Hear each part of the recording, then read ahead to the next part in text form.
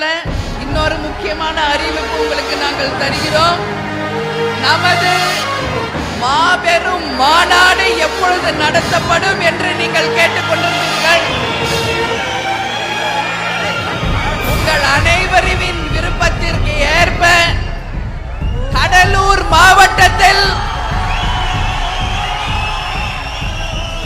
ஜனவரி 9ஆம் தேதி தேசிய முற்போக்கு திராவிட கழகத்தினுடைய மாபெரும் மாநாடு நடத்தப்படும் என்பதை இந்த செயற்குழு பொதுக்குழுவிலே உங்களுக்கு நான் அறிவிக்கிறேன்.